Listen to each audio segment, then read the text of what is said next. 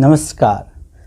कार्यक्रम भविष्य दर्पण हेरेर बस्नुहुने सम्पूर्ण दर्शक महानुभावहरुमा म ज्योतिष पण्डित आचार्य महेश पौडेल यहाँहरुको समक्ष कार्यक्रम भविष्य दर्पण लिएर उपस्थित भइसकेको छु। दर्शक महानुभावहरु, यदि तपाई पहिलो पटक यस च्यानलमा भिजिट गरिराख्नु भएको छ भने यहाँले चाहिँ च्यानललाई सब्स्क्राइब गर्न सक्नुहुन्छ। त्यसको निमित्त तल दिएको रातो बटन छ, त्यसलाई चाहिँ प्रेस गर्नु होला, जसमा सब्स्क्राइब लेखेको छ र बेल आइकनलाई अलमा राख्नु होला र हाम्रो सम्पूर्ण भिडियोलाई पनि हेर्नु होला। दर्शक महानुभावहरु, भिडियो अन्तिमसम्म हेर्नु होला। आज एकदम महत्त्वपूर्ण कुराहरु तपाईहरुको समक्ष म जोड्दछु। आज विषय ज्योतिषबाट अलिकति पृथक छ। एउटा कथा र साथसाथै एउटा पर्वको पनि यहाँ म विश्लेषण गर्दछु, जो अति महत्त्वपूर्ण पर्व रहेको छ। हाम्रो सम्पूर्ण मन, आत्मा, इन्द्रियलाई शुद्धिकरण गर्ने र भगवत सान्निध्यतामा लाने र साधनालाई परिपूर्ण गराउने एउटा पर्व रहेको छ। सही सुनिराख्नु भएको छ दर्शक महानुभावहरु। म आज जुन पर्वको बारेमा बताउन गइराखेको छु, यसको महिमाको बारेमा विश्लेषण गर्न गइराखेको छु, त्यो पर्व रहेको छ गंगा दशहरा। यो गंगा दशहरा किन भनिन्छ, यसलाई पनि म विस्तृत जानकारी तपाईहरुको समक्ष दिदछु भने गंगा दशहराको महिमा के रहेको छ, गंगाको उत्पत्ति कसरी भयो, के प्रयोजनलाई सिद्ध गर्नको निमित्त गंगाको उत्पत्ति भएको हो र साथसाथै गंगालाई यस धरतीमा ल्याउनको लागि कसले सर्वप्रथम प्रयत्न गरे र सफल को भए, किन गंगा दशहरा अति पुण्य मानिन्छ पर्व, जहाँ आत्माको शुद्धि हुन्छ, मनको शुद्धि हुन्छ, इन्द्रियको शुद्धि हुन्छ भने भगवत सान्निध्यता प्राप्त हुन्छ। आउनुस् यसको विषयमा म यहाँ एकदम विस्तृत तरिकाले चर्चा गर्दछु। दर्शक महानुभावहरु, ज्येष्ठ मासको शुक्ल पक्ष दशमी तिथिको दिन पतित पावनी भगवती गंगाको प्रादुर्भाव भयो। आउनुस् एउटा सुन्दर श्लोकको साथ म गंगाको महिमाको बारेमा र गंगा दशहराको पर्वको बारेमा र पूजाको विधि र त्यो दिन के कर्म गर्नुपर्छ त्यसको बारेमा पनि जानकारी दिदछु। नमामि गंगे तव पाद पंकजं सुरासुरैर्वन्दित दिव्य रूपं भुक्तिं च मुक्तिं प्रददाति नित्यं भावानुसारेण सदा नरण्यं। पतित पावनी भगवती गंगा को अति महत्त्वपूर्ण र अति पवित्र यो श्लोक पनि रहेको छ। दर्शक महानुभावहरु, सर्वप्रथम गंगा दशहरा मैले तपाईलाई बताए ज्येष्ठ मास शुक्ल पक्ष दशमी तिथि को दिन चाहिँ गंगाको प्रादुर्भाव भएको र त्यही दिनलाई हामी विशेष गरी गंगा दशहरा भनेर मनाउने गर्दछौं। र गंगाको अर्थ हुन्छ सम्पूर्ण तीर्थहरूको महिमा हो। यो केवल गंगा नदीको नै महिमा होइन, सम्पूर्ण तीर्थको महिमा हो। यो दिन तीर्थको स्नान गर्नाले, तीर्थको सेवन गर्नाले, भगवत अर्चना गर्नाले, भगवानको पूजन गर्नाले, स्नान गर्नाले, दान गर्नाले, तप गर्नाले जीवनमा रहेका सम्पूर्ण पापहरू नष्ट भएर आत्माको शुद्धि हुने गर्दछ, मनको शुद्धि हुने गर्दछ, विवेकको शुद्धि हुने गर्दछ भने हाम्रा दुःख, कष्ट र दारिद्रताहरू पनि नष्ट भएर जान्छन्। जो व्यक्तिले आफ्नो जीवनमा श्रद्धा र भक्ति र भावनाको साथ गंगा दशहराको अथवा गंगा उत्पत्तिको महिमालाई श्रवण गर्दछ भने उसका करोडौं जन्मों का पाप नष्ट भएर जान्छन्। दर्शक महानुभावहरू, अति महत्त्वपूर्ण छ यो पर्व, अति महत्त्वपूर्ण छ यो दिन। तसर्थ दर्शक महानुभावहरू, भोलि अर्थात् ज्येष्ठ दशमीको दिन गंगा दशहरा हो। सर्वप्रथम तपाईहरूले प्रातःकाल स्नान गर्नुपर्दछ। सकेसम्म तीर्थमा गएर स्नान गर्ने, जसको घरबाट तीर्थ नजिक पर्दछ। कालीगण्डकी, सेती, कर्णाली, नारायणी ती क्षेत्रमा गएर स्नान गर्नुहोला। अथवा जसको घरबाट तीर्थ दूर छ भने घरमा राखिएको गंगाजल त्यसलाई प्रातःकाल कुनै पनि पात्रमा राखेर स्नान गर्नुहोला। स्नान गर्दाखेरि त्यहाँ अलिकति मिसाइदिनाले गंगाजल त्यो पूरा पात्र नै गंगामय बन्दछ। अनि गंगे च यमुने चैव गोदावरी सरस्वती नर्मन्दे सिन्धु कावेरी जलेस्मिन् सन्निधिं कुरु गंगे गंगेति यो ब्रूयात्। गंगा को नाम लिएर, तीर्थको नाम लिएर तपाईले स्नान गर्नुस्। स्नान गरे पश्चात तपाईले आराधना गर्नुस्, भगवान शंकर को पूजन गर्नुस्, एकदम राम्रो हुनेछ। दर्शक महानुभावहरू, प्रातःकाल तीर्थको स्नान गर्नु आवश्यक छ यो दिन। तसर्थ यदि तीर्थ जल छैन भने घरमा पनि त्यही पात्रलाई गंगा गंगेति यो ब्रूयात्, नारायणी, गण्डकी, कर्णाली सबै तीर्थहरूलाई स्मरण गर्नुस्, गंगा को स्मरण गर्नुस्। त्यो पात्र स्वयं तीर्थ बन्दछ।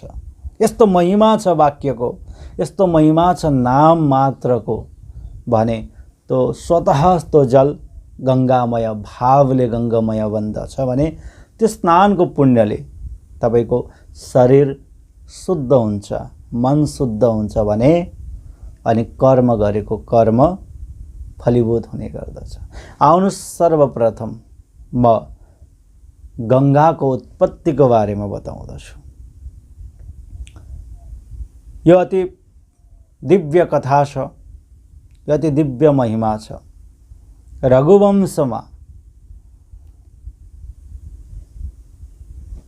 अनेकौं राजाहरू भए। ती राजा मध्ये सगर रघुवंशका राजा थिए। सगर राजाले विचार गरे, अयोध्या नगरी थियो, भगवान राम का पूर्वज हुनुहुन्छ।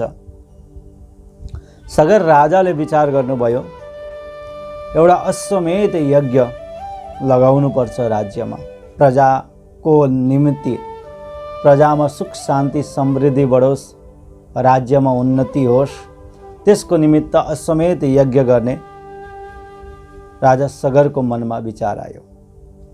तत्पश्चात मन्त्रीमण्डल आह्वान गर्नुभयो, सबै आए र राजाको विचार जो अश्वमेध यज्ञ गर्नुपर्ने थियो त्यहाँ कुल पुरोहित वशिष्ठजी पनि आइपुग्नु भयो र सबैजनाले समर्थन गर्नुभयो। ठीक छ, अश्वमेध यज्ञ गर्ने हो, गर्नुपर्दछ भनेर सबैले समर्थन पनि दिए। भने अश्वमेध यज्ञको विधि अनुसार केही समयलाई अश्वमेध यज्ञ जुन गरिन्छ त्यो घोडाले छोड्नुपर्छ, देशाटनमा स्वतन्त्र छोडिदिनुपर्छ, तत्पश्चात लिएर आउनु पर्दछ। जब अश्वमेधको निमित्त जुन अश्वहरू छन् तिनीलाई स्वतन्त्र छोडिदिए, ती अश्वहरू चढ्दै चढ्दै चढ्दै कपिल मुनिको आश्रममा पुगे। तत्पश्चात यता समाचार प्राप्त भयो कि अश्वमेधको निमित्त जुन घोडा हामीले स्वतन्त्र रूपमा छोडिदिएका थियौं ती घोडा चाहिँ हराएका छन्। भने पश्चात सगर राजाका 60,000 पुत्रहरू अति क्रोधित भए। कसको हिम्मत हाम्रो अश्वमेध यज्ञमा जुन घोडालाई ल्याइएको छ त्यो घोडालाई चोरेर लाने अथवा लुकाउने कसको हिम्मत छ भनेर चाहिँ अहङ्कारवश 60,000 छोराहरू अस्त्र शस्त्र लिएर चाहिँ गए। पछि थाहा भयो कि कपिल मुनिको आश्रममा चाहिँ ती घोडाहरू चाहिँ बाँधिएका छन् अथवा चरिराखेका छन्। भने पश्चात 60,000 जो पुत्रहरू थिए एकदम क्रोधमय भएर यो कपिल मुनिको आश्रममा धावा बोलिदिए। गेट तोड्ने, भित्र जाने, फलफुलका वृक्ष नष्ट गर्ने, आफ्नो क्रोध देखाउने यस्तो गर्न थाले। तपस्यामा बस्नुभएका कपिल मुनि जो हुनुहुन्छ उहाँको नेत्रबाट ज्वाला निस्क्यो, जो ज्वाला 60,000 पुत्रहरूलाई पलभरमा नष्ट गरिदिए। त्यति तेजमय तपस्यामय ज्वाला थियो जो क्रोधवश उत्पन्न भयो र साथसाथै 60,000 जो सगर राजाका पुत्रहरू थिए पलभरमै नष्ट भए। तत्पश्चात यो खबर राजा सगर समक्ष पुग्यो। तत्पश्चात प्रथम गुरु वशिष्ठजीको आज्ञा लिनुभयो र आफ्नो 60,000 छोराहरूको मुक्तिको कामनाको निमित्त के गर्नुपर्छ भन्ने कुराहरू उठे पश्चात भगवानको तपस्या गर्दा फेरि आज्ञा भयो कि भगवती गङ्गालाई जसले यो धरतीमा लिएर आउँछ र गङ्गाको जलको स्पर्श राजाको पुत्रहरूको भस्ममाथि पर्दछ, अस्ति माथि पर्दछ भने तिनीहरूको मुक्ति हुनेछ। भने पश्चात यो आज्ञा चाहिँ कपिल मुनिबाटै भयो। तत्पश्चात सबैजना चिन्तित पनि भए, भयभीत पनि भए। कसरी चाहिँ गङ्गालाई ल्याउन सकिन्छ, यो बडा कठिन छ कार्य। भने पश्चात अब राजा सगरले भन्नुभयो गल्ती हामीबाट भएको हो भने सुधार पनि हामीले गर्नुपर्दछ। भने पश्चात सगर राजाले आफ्नो राजपाट सब त्यागेर गङ्गालाई ल्याउनको निमित्त तपस्या गर्न लाग्नुभयो। भगवान शङ्करको आराधना गर्नुभयो। आफ्नो शरीर त्याग्नुभयो तर सङ्कल्प पूर्ण भएन। पश्चात अनेकौं पिँढीहरू बित्दै गए, अनेकौं राजाहरूले त्यही प्रयत्न गर्दै गए, त्यो पनि भएन। अनि अंशुमान गरेका पुत्र जन्म भयो पश्चात कुलमा।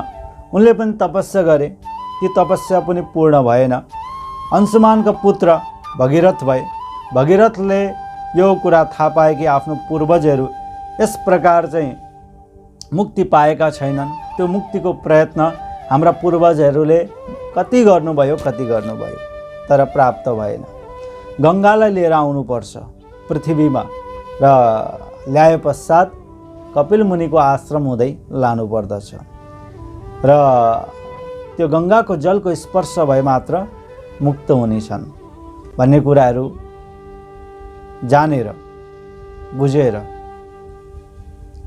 भगीरथले भागीरथी जसलाई गङ्गा भनिन्छ, भगीरथले तपस्या गरे पश्चात भागीरथी प्रसन्न भएर भन्नुभयो, हे वत्स, हे भगीरथ, तिम्रो तपस्याले म प्रसन्न भए। के इच्छा छ, के वर छ तिमी माग भने पश्चात भगीरथले भन्छन्, हे गङ्गे, हे माते, तपाईलाई मैले पृथ्वीमा लिएर जान चाहन्छु, जहाँ मेरो पूर्वजहरू कपिल मुनिको क्रोधवश नष्ट हुनुभएको छ, भस्मीभूत हुनुभएको छ। उहाँहरूको मुक्तिको कामनाको निमित्त तपाईँको जल पृथ्वीमा हुनु आवश्यक छ। तपाईँको जलको स्पर्श भयो भने मात्र ती सबै मुक्त हुन्छन्। भने पश्चात भागीरथी गङ्गाले भन्नुहुन्छ, हे राजन, म तपाईँसित जान तयार छु, तर के मेरो वेग पृथ्वीले धान्न सक्दिन्। मेरो तेज, मेरो वेग धान्नको निमित्त भगवान शङ्करको आराधना गर। भगवान शङ्करले मात्र मेरो वेग र तेजलाई धारण गर्न सक्नुहुन्छ। अन्यथा म पृथ्वीमा जाने बित्तिकै पृथ्वीको गर्भलाई चिरेर पातालमा प्रवेश गर्दछु। अब त्यो सम्भव हुँदैन। तसर्थ मेरो वेगलाई कसरी कम गर्नुपर्छ त्यसतर्फ लाग भने पश्चात भगीरथले भगवान शङ्करको आराधना गर्छन् र शङ्करको आराधना गरे पश्चात भगवान शङ्कर प्रादुर्भाव हुनुहुन्छ र भगीरथलाई आशीर्वाद दिनुहुन्छ। भन भगीरथ, तिम्रो अनन्य भक्ति र निष्ठाको साथ गरेको तपस्याद्वारा म प्रसन्न भएको छु। के वर माग्नु छ तिमी माग भने पश्चात भगीरथले भन्नुहुन्छ, प्रभु सबै वृत्तान्त तपाईँलाई थाहा छ, तपाईँ अन्तर्यामी हुनुहुन्छ। मेरो पूर्वज जो छन् तिनीहरूको मोक्षको कामनाको निमित्त मैले गङ्गालाई धरतीमा लिएर जानु पर्दछ। तस कार्यको निमित्त तपाईको परेको हुनाले मैले हजुरको चरणमा यो सेवा अर्पण गरेको छु भने पश्चात भगवान शङ्करले भन्नुहुन्छ, भन भगीरथ, मैले के गर्नु पर्दछ? भागीरथी स्वर्गबाट पृथ्वीतिर प्रभावित हुन्छन्, प्रवाह हुन्छ उहाँको जल भने त्यो समयमा तपाईँको शिरद्वारा यानी तपाईँको जटाबाट उसको वेगलाई रोक्नु पर्दछ भने पश्चात भगवान शङ्करले भन्नुहुन्छ, तथास्तु, म यो कार्यलाई परिपूर्ण गर्दछु, तिमी जाऊ भागीरथीलाई लिएर आऊ भने पश्चात पुनः भागीरथी जानुहुन्छ, भगीरथ जानुहुन्छ भागीरथीलाई ल्याउनलाई। तत्पश्चात गङ्गालाई लिएर आए पश्चात सर्वप्रथम गङ्गा भगवान शङ्करको जटामा समावेश हुन्छन्। जटाबाट बग्दै बग्दै बग्दै सगर राजाको पछाडि पछाडि पछाडि हिँड्दा हिँड्दा कपिल मुनिको आश्रम आउँछन् र कपिल मुनिको आश्रममा आए पश्चात ती भस्मलाई आफूमा समावेश गर्दै गङ्गाले ती सबै 60,000 पूर्वजहरूलाई मुक्ति प्रदान गर्नुहुन्छ। तत्पश्चात भगीरथ गङ्गालाई लिँदै अगाडि हरिद्वारबाट हुँदै अगाडि बढ्दै गङ्गा सागरसम्म पुग्दछन्। तत्पश्चात भगवती गङ्गा प्रसन्न भएर भन्छन्, हे भगीरथ, तिमीले मलाई यो पृथ्वीमा ल्याएर सम्पूर्ण मनुष्यहरूको उद्धारको निमित्त, मनुष्यहरूको पाप प्रक्षालन गर्नको निमित्त, मनुष्यहरूको मोक्षको निमित्त जुन तिमीले अति महत्त्वपूर्ण कार्य गरेको छौ त्यस कार्यद्वारा म प्रसन्न भएको छु। के वर माग्छौ माग।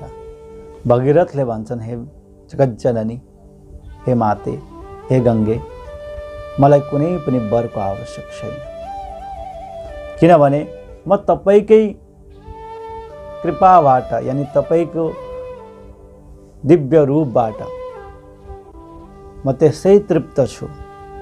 मेरो जुन महत्त्वपूर्ण कार्य मेरा पूर्वजहरूले गर्न सकेनन् त्यो कार्य मेरो हातबाट परिपूर्ण भएको छ। यो कृपाको पात्र म बनेको छु। म प्रति तपाईँको अनन्य कृपा रहेको छ, म त्यत्तिकै खुस छु भने पश्चात भगवतीले भन्नुहुन्छ, हे गङ्गाजीले भन्नुहुन्छ, हे भगीरथ, त्यसै त म तिमीलाई जान दिँदिनँ।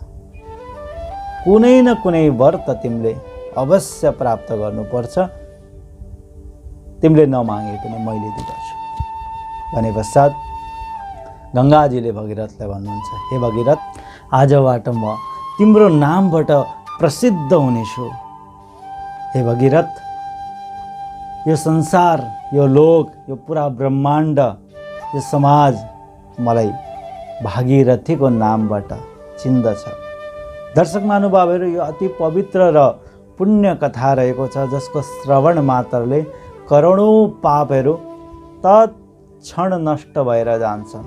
यस्तो महिमा, यस्तो दिव्य यो गङ्गा दशहराको रहेको छ र यो गङ्गा दशहराको दिन प्रातःकाल चाँडै उठेर स्नान गर्नुपर्दछ। स्नान मैले पहिल्यै बताएको छु, सकेसम्म तीर्थमा गएर, होइन भने तीर्थको जलद्वारा, त्यो पनि भएन भने जुन पात्रमा जल छ त्यो पात्रमा गङ्गाको स्मरण गर्ने, गण्डकीको स्मरण गर्ने, कोशीको स्मरण गर्ने, कर्णालीको स्मरण गर्ने, पूर्ण क्षेत्रको स्मरण गर्ने र स्नान गर्ने। स्नान गरे पश्चात अनि कर्म गर्नुहोस्।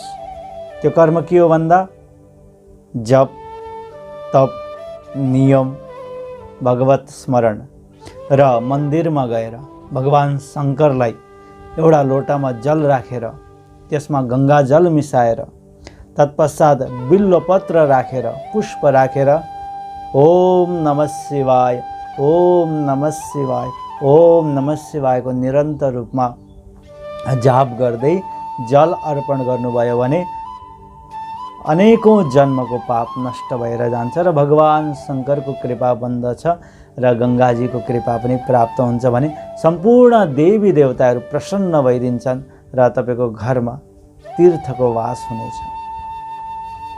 र त्यो दिन भगवानको आराधना पूजन गरे पश्चात दान पनि गर्नुपर्दछ। गङ्गा दशहराको दिन गरेको दान पुण्य कर्म अक्षय भएर जान्छ, कहिले पनि नाश हुँदैन।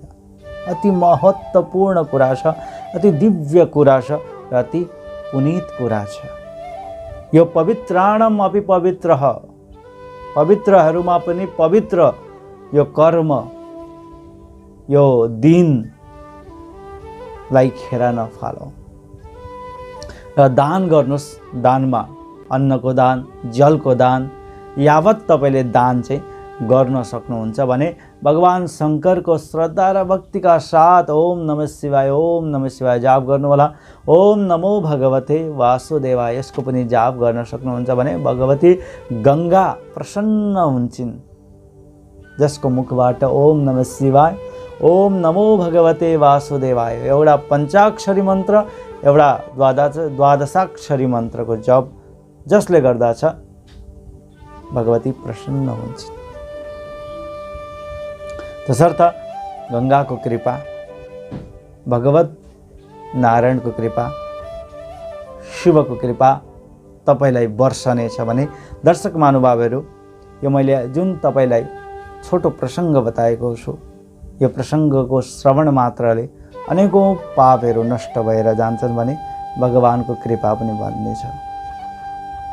यो थियो गङ्गा दशहराको महिमाको बारेमा मैले तपाईहरुको समक्ष बताएँ भने दर्शक महानुभावहरू यस्तै अन्य भिडियोहरू पनि हेर्न सक्नुहुन्छ। त्यसको निमित्त यस च्यानललाई सब्स्क्राइब पनि गर्नुहोला र हाम्रो महत्त्वपूर्ण भिडियोहरूलाई पनि हेर्नुहोला। यति भन्दै म बिदा लिन्छु। ज्योतिष पण्डित आचार्य महेश पौडेल यहाँहरूको समक्षबाट नमामि गङ्गे, जय शम्भो, नमः पार्वतीपते, हर हर हर हर महादेव शम्भो।